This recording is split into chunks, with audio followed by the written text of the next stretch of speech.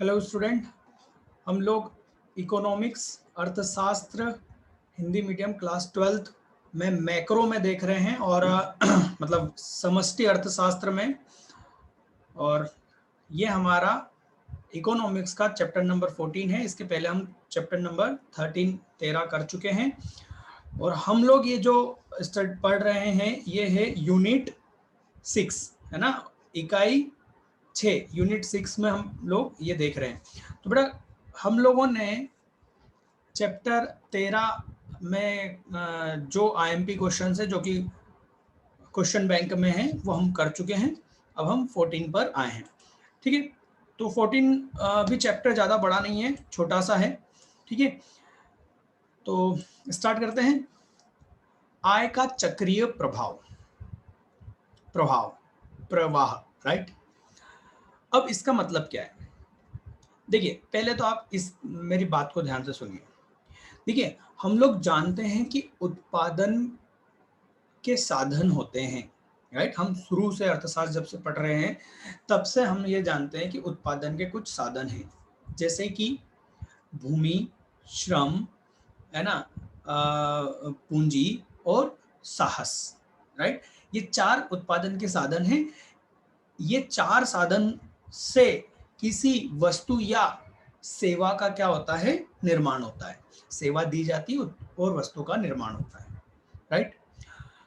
तो ये एक पूरा इकोनॉमी, पूरा इस एक चक्र के रूप में एक इनकम घूमती रहती है।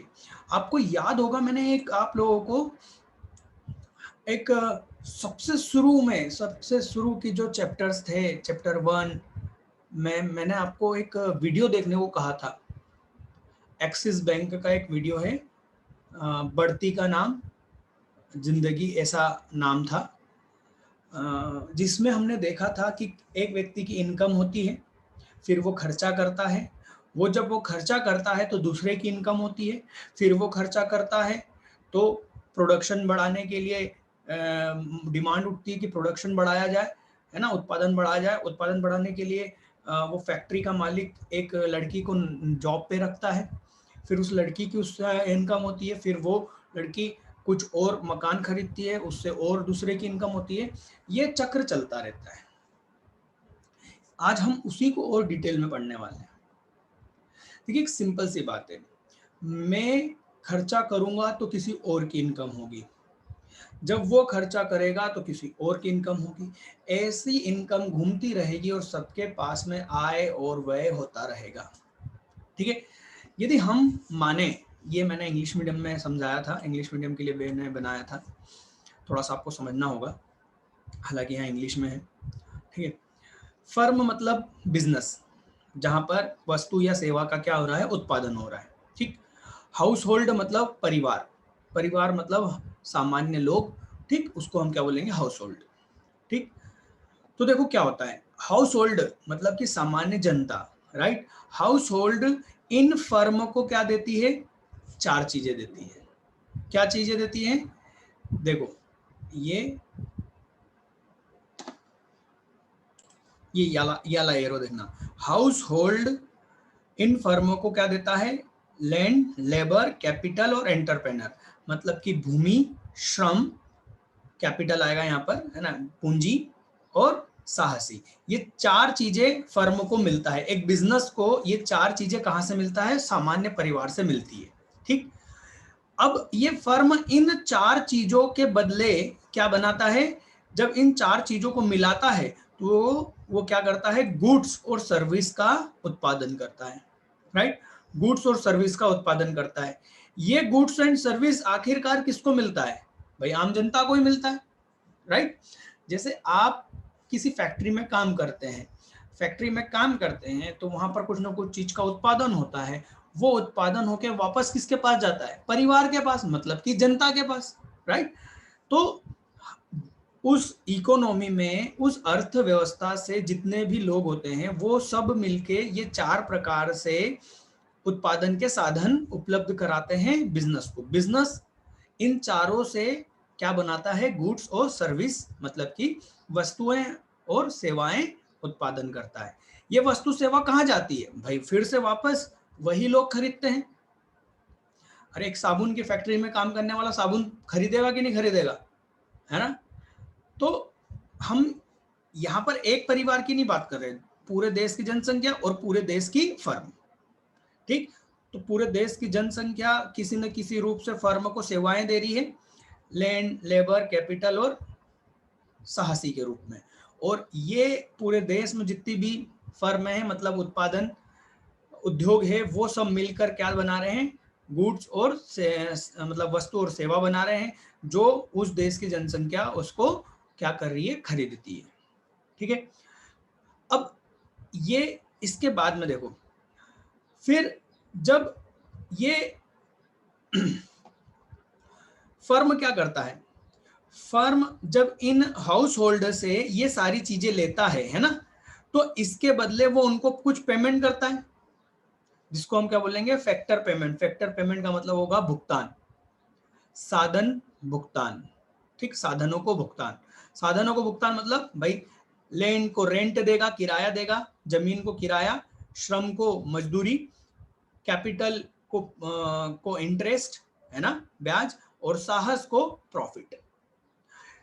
तो फर्म इनसे क्या लेता है, फर्म इनसे सेवाएं लेता है, हाउस होल्ड से, परिवार से सेवाएं लेता है इस 4 प्रकार की, और इन 4 प्रकार की सेवा के बदले वो क्या देता है, इनको उनका पारिश्रमिक देता है, राइट। तो उनका भुगतान करता है किसके रूप में, अलग अलग, रेंट, वेजेस, इंटरेस्ट और प्रॉफिट के रूप में, ठीक। जब इस हाउस होल्ड मतलब परिवार के पास में इस रूप से पैसा आता है, तो ये अपने इन पैसों का उपयोग काय में करते हैं भाई, ये अपने पैसों का उपयोग अपनी आय को, ये इनको क्या हुई, आय हुई ना, परिवार को आय कहाँ से हुई, परिवार को आय हुई जमीन किराए देने से, श्रम करने से वेजेस मिला, ये सब क्या है, आय है। तो परिवार को क्या हुआ, आय प्राप्त हुई। अब परिवार इस आय को किस रूप में खर्च कर रहे हैं भाई, इन फर्म से गुड्स और सर्विस खरीदने के रूप में इनका पेमेंट कर रहे हैं, जिसको हम क्या बोल रहे हैं, कंजम्पशन एक्सपेंडिचर। मतलब इनको जो आय हुई कहां से, फर्म से हुई, फर्म से जो आय प्राप्त हुई, उस आय को इन्होंने कहां व्यय कर दिया भाई, इन फर्म से गुड्स एंड सर्विस खरीदने में इन्होंने खर्च कर दिया। अब फर्म के पास में क्या हुआ, फर्म ने हाउस होल्ड को गुड्स एंड सर्विस दी, और उसके बदले फर्म को क्या मिला, फर्म की आय हुई। फर्म की आय अब फिर से ये किस रूप में खर्च होगी, ये इस रूप में, मतलब कि इस हाउस होल्ड मतलब परिवारों ने जो सेवाएं दी, लैंड, लेबर, कैपिटल, साहस, इनको भुगतान करने में इसके पैसे खर्च होंगे। कहने का मतलब, जब परिवार खर्च करता है तो फर्म की आय होती है, जब फर्म खर्च करता है तो परिवार की आय होती है, और इस तरह से ये चक्र घूमता रहता है। इसी को आय का प्रवाह चक्र या चक्र प्रवाह बोला है। चक्र इसलिए बोला है क्योंकि ये गोल है, घूमता रहेगा, ऐसा का ऐसा घूमता रहता है, ठीक।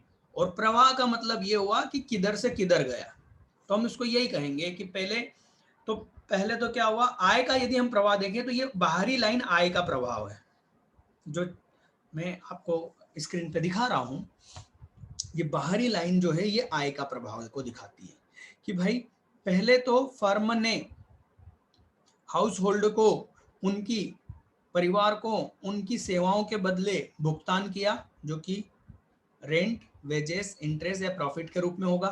फिर ये हाउस होल्ड कंजम्पशन एक्सपेंसेस मतलब कि अपने उपभोग के लिए जो खर्चा करेंगे, वस्तु और सेवा को खरीदने के लिए जो खर्चा करेंगे, तो इनका जो खर्चा होगा गुड्स और सर्विस को खरीदने में, तो फर्म की क्या होगी, आय होगी।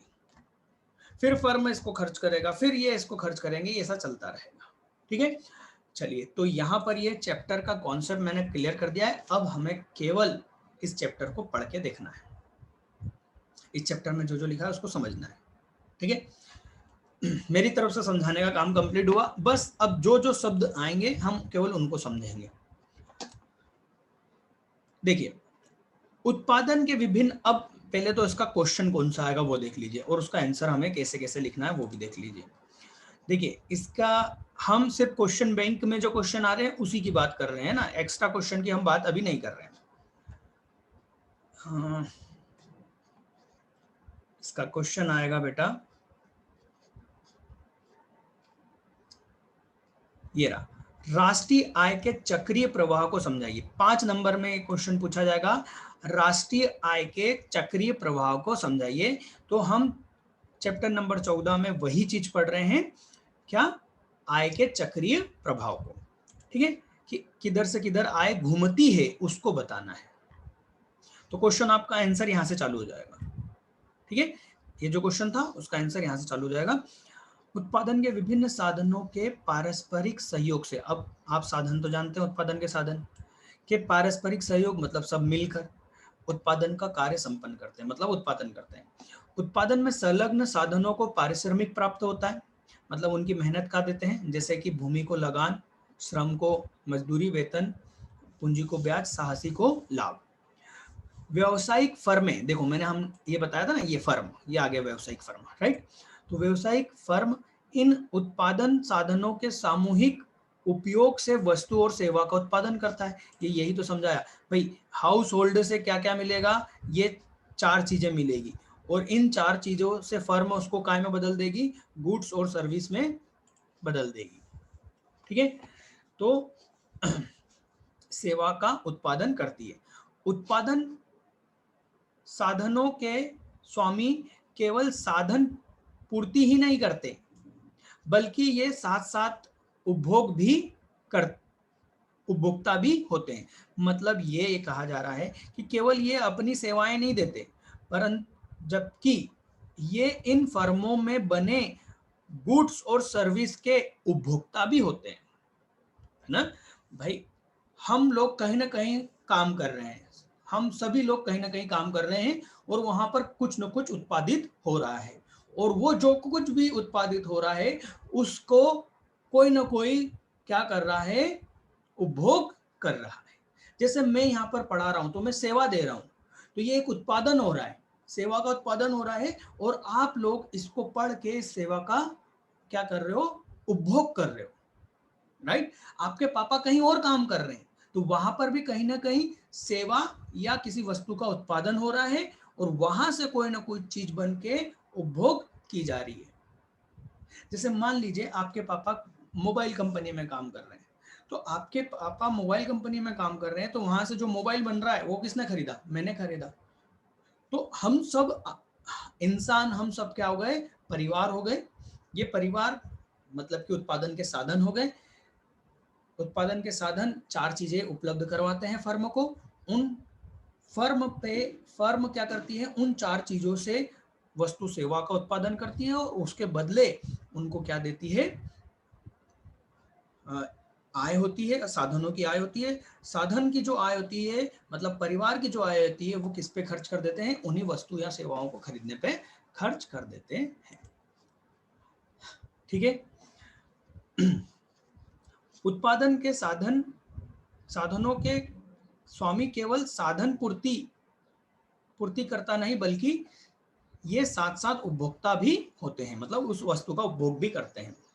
अतः वे साधनों से अर्जित आय, मतलब जो इनको लगान मिला, जो इनको मजदूरी वेतन मिला, जो इनको ब्याज मिला, जो इनको लाभ हुआ, है ना, जो उनसे आय अर्जित हुई, जब इन्होंने ये साधन उपलब्ध करवाए, तो जो इनको आय अर्जित हुई, उस आय को उपभोग पर व्यय करते हैं। मतलब इन वस्तुओं और सेवाओं का जो उत्पादन फर्म ने किया है, उसका खरीदने में इन चीजों उनकी अपनी आय को खर्च करते हैं।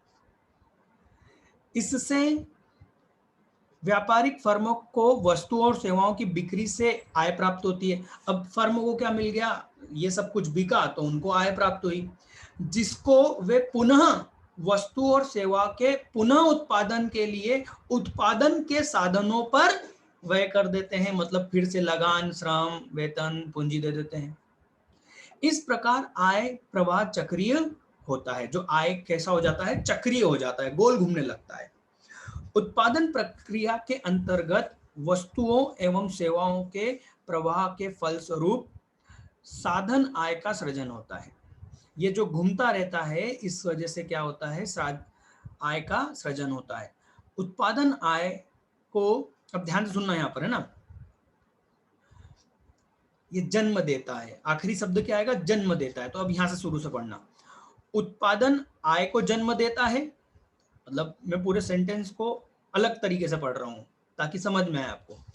क्या लिखा है, उत्पादन आय को जन्म देता है, आय व्यय को जन्म देता है, फिर वह व्यय उत्पादन को जन्म देता है, उत्पादन पुनः आय को जन्म देता है। ये 4 सेंटेंस को उसने एक ही लाइन में लिख दिया, इसलिए कंफ्यूजिंग हो गया। आप इतना पूरा डिटेल में लिख सकते हो, जैसे मैंने बोला कि पहले जो उत्पादन होगा तो उत्पादन से आय होगी, किसकी, साधनों की आय होगी, ठीक। फिर साधन अपनी आय को व्यय के रूप में खर्च करेंगे उपभोग के लिए, राइट। फिर ये उपभोग से उत्पादन होगा, जैसे ये खर्चा करेंगे तो उत्पादन होगा, है ना, वस्तुओं सेवाओं का उत्पादन होगा, वस्तुओं सेवाओं का उत्पादन होगा तो फिर से आय का जन्म होगा, ठीक। आय के चक्रीय प्रवाह से अभिप्राय अर्थव्यवस्था में विभिन्न क्षेत्रों में मौद्रिक आय के प्रवाह या वस्तु या सेवा के चक्रीय प्रवाह से है। ठीक। अब उसने कहा है कि भाई आय के चक्रीय प्रवाह को समझाइए, है ना, क्वेश्चन क्या है, आय के चक्रीय प्रवाह को समझाइए। तो उसमें आप ये पूरा लिख सकते हो, ठीक। उसके बाद में ये 2 चीजें आप पढ़ के देख लेना, चलो मैं ही बता देता हूं, ये इसमें आंसर में मत लिखना, है ना। इसमें क्या आएगा ये देखना, ये अलग से, टाइप ऑफ सर्कुलर चक्रीय प्रवाह के प्रकार, तो वास्तविक प्रवाह और मौद्रिक प्रवाह। तो ये जो चित्र मैंने बताया, ये देखो, ये जो अंदर वाला है वास्तविक प्रवाह है, रियल गुड्स, रियल, है ना, जिसमें वस्तु का क्या हो रहा है, चक्र हो रहा है। देखो यहां से जो मिल रही है वो लैंड, लेबर, कैपिटल, साहस है, और उसके बदले क्या बन रहा है, गुड्स और सर्विस बन रहा है। तो ये वास्तविक प्रवाह, मतलब जिसको हम देख सकते हैं, वास्तविक प्रवाह। दूसरा, ये जो बाहर वाली लाइन है, ये कौन सा चक्र है, ये बाहर वाली लाइन मौद्रिक प्रवाह है, मतलब पैसों का आदान प्रदान, ठीक है। तो आप इसको पढ़ के देखिएगा, और ये जो मेरा वीडियो है, वीडियो में यहाँ पर स्टॉप करके देख लीजिएगा, और फिर पढ़, अपने जो बुक में है लिखा है उसको पढ़ के देखिएगा। चलिए मैं फिर भी पढ़ा देता हूँ। देखिए, वास्तविक प्रवाह, परिवारों से फर्मों को साधन सेवा, राइट, एवं फर्मों से परिवारों को वस्तु और या सेवा का प्रवाह जो होता है उसे वास्तविक प्रवाह बोलते हैं, ठीक है। फिर मौद्रिक प्रवाह में क्या होगा, फर्म से परिवार को साधन सेवा के बदले मौद्रिक भुगतान मतलब उनका पेमेंट। ये देखो फैक्टर पेमेंट को हमने क्या बोला, मौद्रिक प्रवाह। ये देखो मौद्रिक प्रवाह, मनी फ्लो, ठीक। और ये रहा मनी फ्लो, ये आखिरी वाली लाइन मनी फ्लो है, और बीच वाली लाइन रियल फ्लो है। रियल फ्लो मतलब वास्तविक प्रवाह है, ठीक है।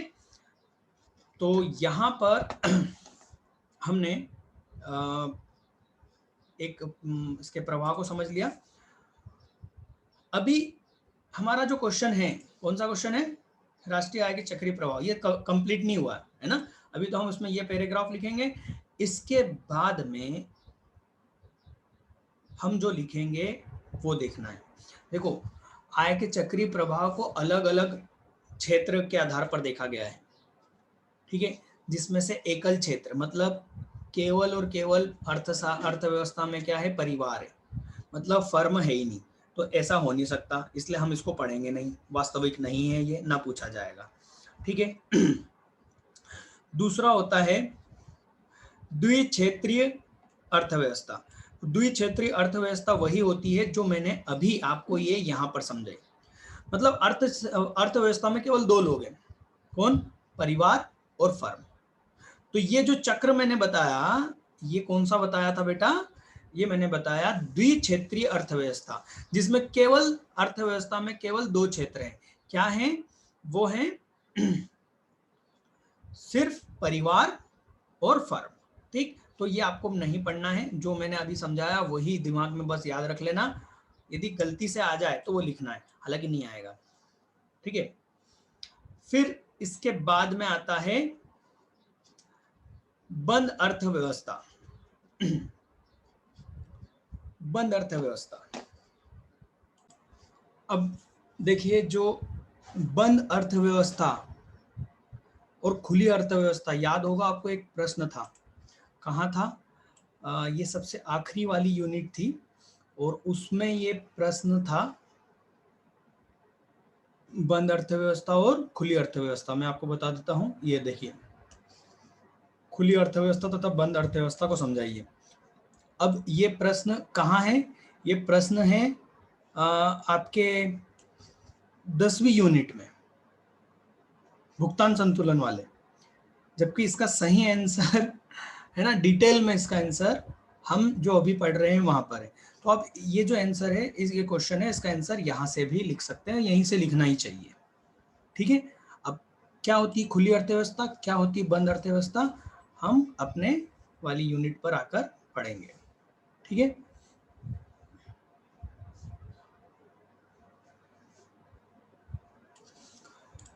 ये रहा बंद अर्थव्यवस्था। क्या है, मैंने एक थोड़ा सा समझाया था। बंद अर्थव्यवस्था ऐसी अर्थव्यवस्था जो कि किसी विदेशी, मतलब दूसरे देश से कोई संबंध नहीं रखता।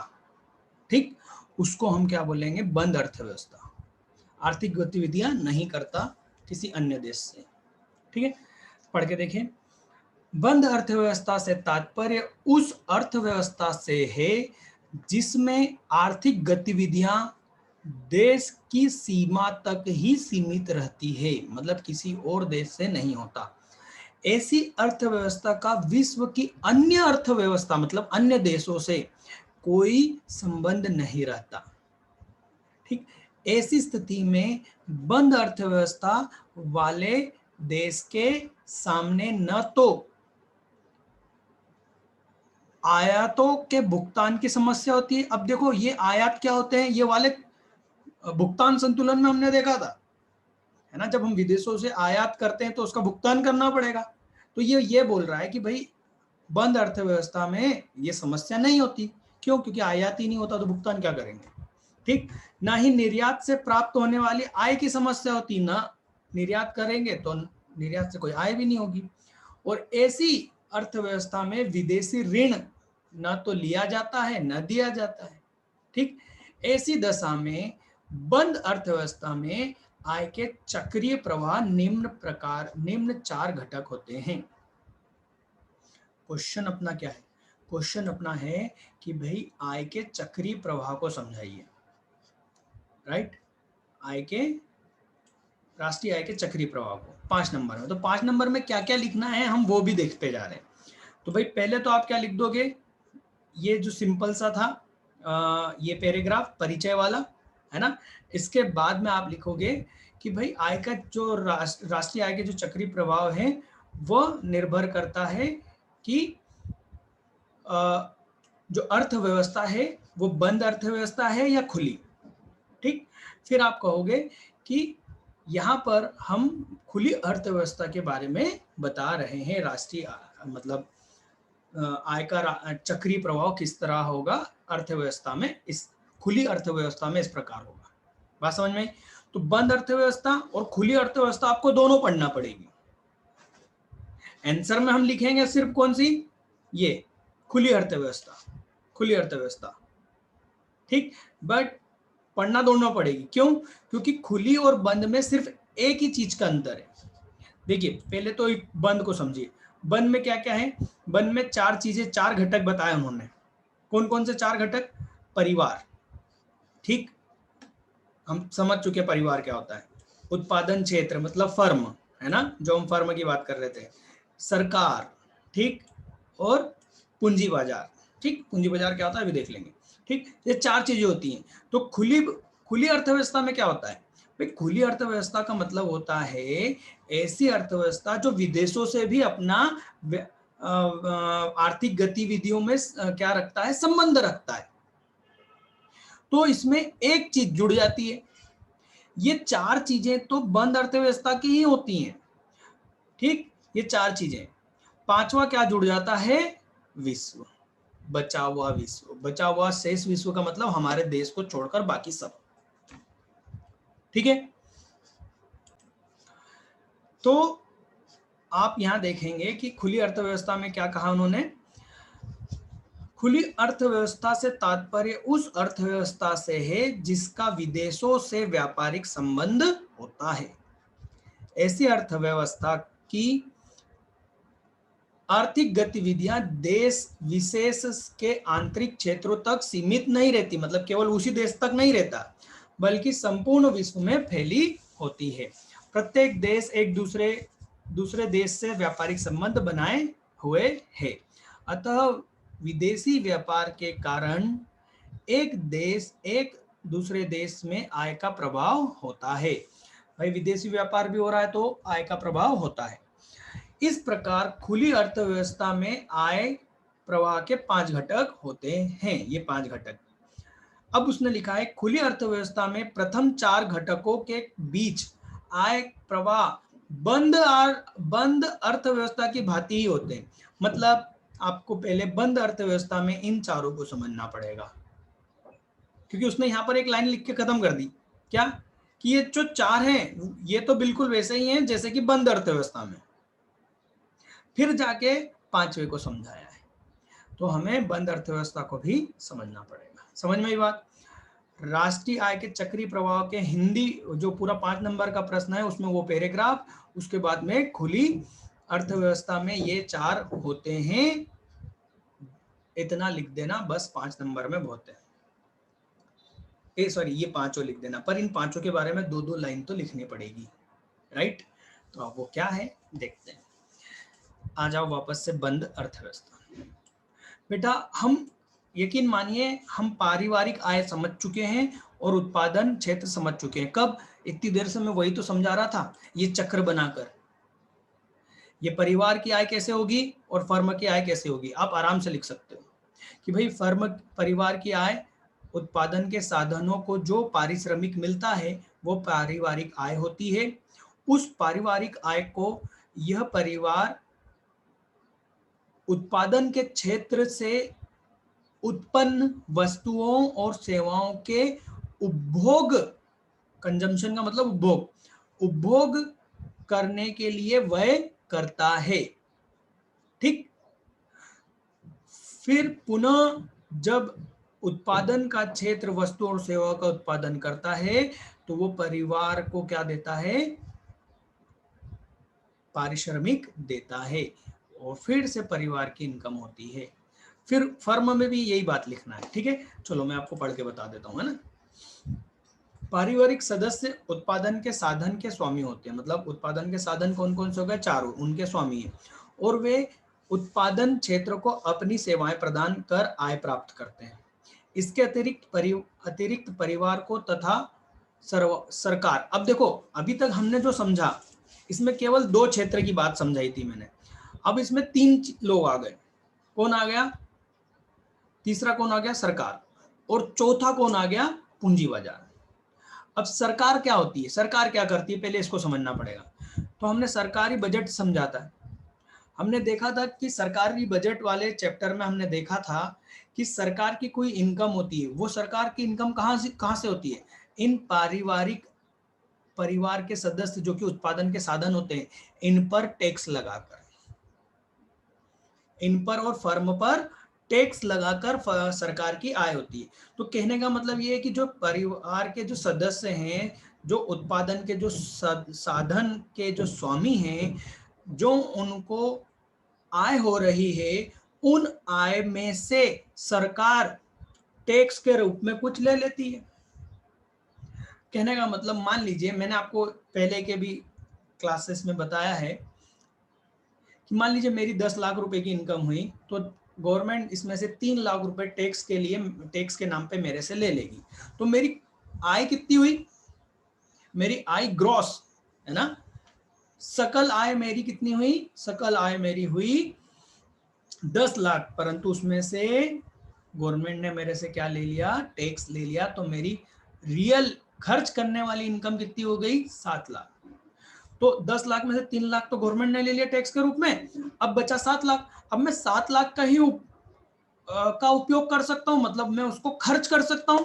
क्या मैं 10 लाख को खर्च कर सकता हूं बेटा, नहीं, मैं अब केवल 7 लाख को ही खर्च कर सकता हूं। पर मैं पूरे 7 लाख को खर्च नहीं करूंगा, मैं हो सकता है कि 6 लाख खर्च करूं और 1 लाख मैं बचत कर लूं। मैं बचत क्यों करूंगा, मैं इस बचत के जरिए इसको जो 1 लाख बचेगा इसको कहाँ दे दूंगा, मैं इसको बैंक में जमा कर दूंगा। बैंक में जमा करके उस पर क्या लेना चाहूंगा, ब्याज लेना चाहूंगा, राइट। तो ये पूरी अर्थव्यवस्था में होता है। एक व्यक्ति की आय होती है, आय में से सरकार क्या कर लेती है, अपना हिस्सा रख लेती है टैक्स के रूप में, फिर उसमें से और क्या उसमें से और क्या कट जाता है, सॉरी, टैक्स जाने के बाद में जो आय बचती है उसमें से कुछ हिस्सा परिवार क्या करता है, अपनी बचत के रूप में अलग कर लेता है और कुछ हिस्से को खर्च करता है। तो आप देखोगे कि यदि परिवार की जितनी आय हुई, जैसे कि 10 लाख, तो उसमें से केवल खर्च कितना हुआ, 6 लाख, बाकी का 4 लाख कहाँ चला गया, 1 लाख बचत में चला गया और 1 लाख सरकार के पास चला गया। अब सरकार क्या करती है, सरकार इन पैसों को हम ही पर वापस खर्च करती है। तो सरकार क्या करती है, सार्वजनिक व्यय के जरिए हम ही पर खर्च करती है।